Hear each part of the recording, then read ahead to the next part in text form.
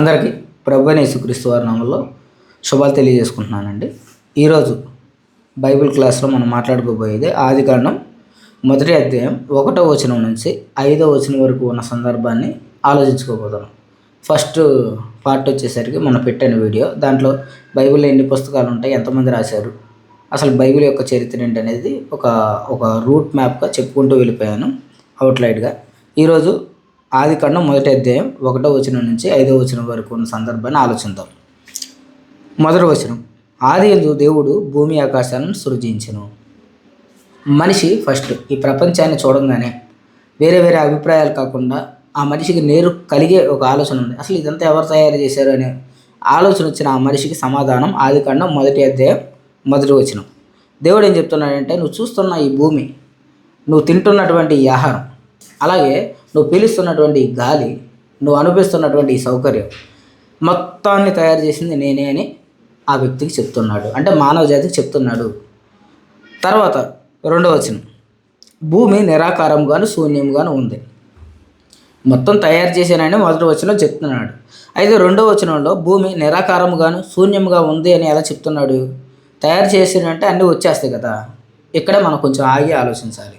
ఎందుకంటే 1వ వచనం మొత్తం చేసేసాడు. అయితే ఇక్కడ ఏం చెప్తున్నా అంటే, ఎలా చేశాను అంటే, ఇప్పుడు దేవుడు తయారు చేశాడని ఆ వ్యక్తికి సమాధానం దొరికింది. తర్వాత వచ్చే ప్రశ్న ఏంటి, ఎలా తయారు చేసి ఉంటాడు?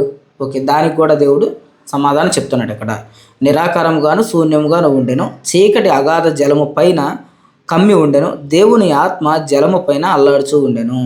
ఇక్కడ 2వ వచనం దగ్గర నుంచి ఆ 2వ వచనం ముగింపులో దేవుడు అల్లాడుతున్నాడు, భూమి నిరాకారంగా ఉంది, శూన్యంగా ఉంది అంటే ఏమి, సరే ఓకే, దేవుడు ఎలా తయారు చేశాడు అనుకుంటే ఇక్కడ శూన్యంగా ఉందని ఎందుకు చెప్తున్నాడు? దేవుడు తయారు చేసినప్పుడు అన్నీ ఉంటాయి కదా. అంటే ఇక్కడ మనం అర్థం చేసుకోవాల్సింది, శూన్యం అంటే ఏమీ లేనట్టు కాదు.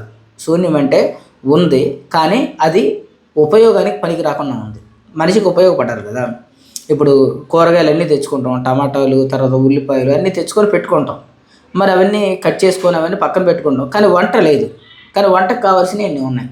అలాగే దేవుడు ఎలా చేశానని చెప్తూ నిరాకారంగా ఉంది, శూన్యంగా ఉంది అంటే ముడి పదార్థాలన్నీ ఉన్నాయి. దేవుడు తయారు చేసుకున్న ముడి పదార్థాలన్నీ ఉన్నాయి, ఇవన్నీ ఉన్నాయి, కాకపోతే నిర్మాణం లేదు. ఇప్పుడు దేవుడు ఇక్కడ కదులాడుతున్నాడని చివరిలో చెప్తున్నాడు. అంటే అల్లాడుతూ అంటే కదిలాడడం, దేవుడు కదులుతున్నాడు. తెలుగు ట్రాన్స్లేషన్లో అల్లాడుతున్నాడని ఉంది. ఇక్కడేముంది, దేవుడు కదులుతున్నాడు, సూపర్వైజింగ్ చేస్తున్నాడు. ఇప్పుడు కట్ చేసుకున్న కూరగాయలు అవన్నీ కలిపి పొయ్యి మీద గ్యాస్ ఇవన్నీ వెలిగించి వంట చేస్తూ ఉంటారు సార్. అలాగే ఆయన కదులుతూ ఏమేమి కావాలి, మనకి ఏమి ఎక్కడుంటే మానవ జాతికి ఉపయోగపడతాయని మొత్తం బిగిస్తూ ఉన్నాడు. అది 2వ వచనం చివరి వరకు వచ్చేసరికి అల్లాడుతూ ఉండెను అని చెప్పబడింది. ఓకే, ఇక్కడికి క్లియర్ అయింది. 3వ వచనం, దేవుడు వెలుగు కమ్మని పలుకుగా వెలుగు కలిగెను. ఇక్కడ 3వ వచనంలో అంటే చాలామందికి వచ్చే ప్రశ్నలు నిర్వృద్ధి చేసుకుంటూ వెళ్దాం. అందుకే నేనేమంటున్నానంటే, కొన్ని వచనాలు రోజుకి మనం ధ్యానం చేసుకుంటూ వెళ్దాం. నేను ప్రిపేర్ అయ్యి నేను మీకు అందిస్తూ ఉంటాను. దేవుడు వెలుగు కమ్మని పలుకుగా వెలుగు పుట్టింది. అయితే ఇక్కడ ఒక సందేహం వచ్చింది, ఇప్పుడు వెలుగు పుట్టడం ఏంటి? ఇప్పుడు అసలు ఏదైనా తయారు చేయాలంటే దానికి ఒక ఆధారం కావాలి, తర్వాత ఒక చీకట్లో చేయడానికి కుదరదు అనేలాగా దేవుణ్ణి మనిషికి ఉన్నటువంటి ఆ నిస్సహాయ స్థితితో పోలుస్తారు.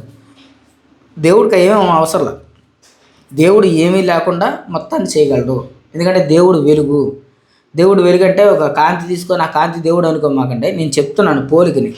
ఆయన చీకటిని, అగాధాన్ని, పాతాళాన్ని చాలా తేటగా చూస్తాడని కీర్తనాగారుడు చెప్తాడు. తర్వాత ఇంకా వచనాలు మనం చూసుకుంటే పరిశీలిస్తే చాలా చోట్ల దేవుడు అన్ని తేటగా చూడగలడు, మనిషి హృదయాన్ని మరి తేటగా చూడగలడు అనేది చెప్తూ ఉంటాడు.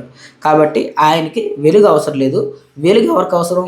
మీకు నాకు అవసరం. ఎందుకని, ఒక టార్చ్ లైట్ లేకుండా ఒక రోడ్లో వెళ్ళలేము, ఒక లైట్ లేని రోడ్లో వెళ్ళలేము. అలాగే దేవుడికి మాత్రం వెలుగు అవసరం లేదు, ఆయన ఏదైనా చేయగలడు. కాబట్టి ఆయన తయారు చేస్తేనే మనకు వెలుగు వచ్చింది, అంతేగాని ఆయనకి వెలుగు అవసరం లేదు.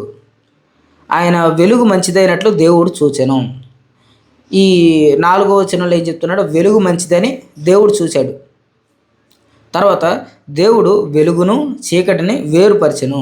దేవుడు వెలుగునకు పగలు అనియు చీకటికి రాత్రి అనియు పేరు పెట్టెను. అస్తమయమును ఉదయమును కలుగుగా ఒక దినమాయను.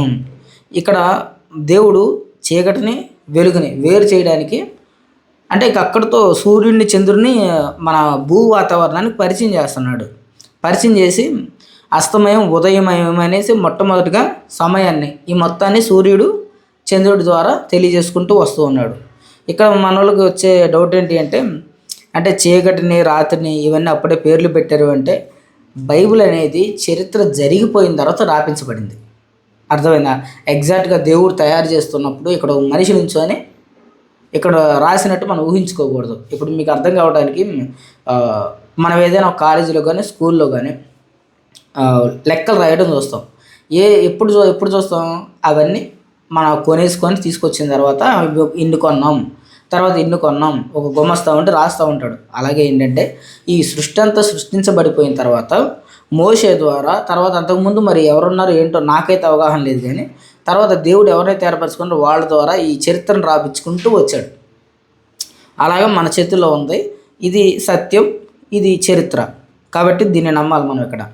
ఇక్కడ చీకటిని రాత్రిని ఆయన పేరు పెట్టాడు. అస్తమయమును ఉదయమును కలుగుగా ఒక దినమైంది. అంటే మొదటి రోజు మొదలైంది మానవ జాతికి. మొదటి వచనం దగ్గర నుంచి 5వ వచనం వరకు మనం ఫినిష్ చేసాం. కాబట్టి ఆది యందు దేవుడు భూమి ఆకాశాన్ని సృజించినంటే సృష్టి మొత్తాన్ని ఆయనే చేశాడు అని ఒక మనిషికి మనం చెప్పాలి. ప్రతి మనిషికి సందేహం వచ్చింది, ఇదంతా ఎక్కడి నుండి వచ్చిందంటే దేవుడు తయారు చేశాడు.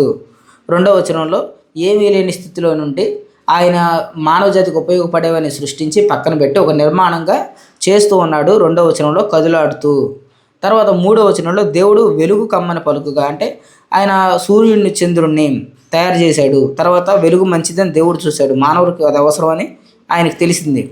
తర్వాత దేవుడు వెలుగుని చీకటిని వేరుపరిచాడు. అంటే రాత్రిని ఏలడానికి చిన్న జ్యోతిని, అది కింద వచనాలు చూస్తాం. పగటిని ఏలడానికి పెద్ద జ్యోతిని ఆయన తయారు చేశాడు అని ఇలాగా 5వ వచనం వరకు చూసాం. దేవుడి చిత్తం అయితే మరలా రేపు కలుసుకుని 6వ వచనం నుంచి 10వ వచనం వరకు ఉన్న సందర్భాన్ని ఆలోచిద్దాం. కాబట్టి వీడియో చాలామందికి ఉపయోగకరంగా ఉండిద్ది. వీడియోని మీ ప్రియమైన వారితో పంచుకోండి. అందరికీ ప్రభువైన యేసుక్రీస్తు వారి నామములో వందనాలు. మిమ్మల్ని మీ కుటుంబాన్ని దేవుడు దీవించి మీ కుటుంబానికి శాంతిని సమాధానాన్ని అనుగ్రహించును గాక. ఆమేన్.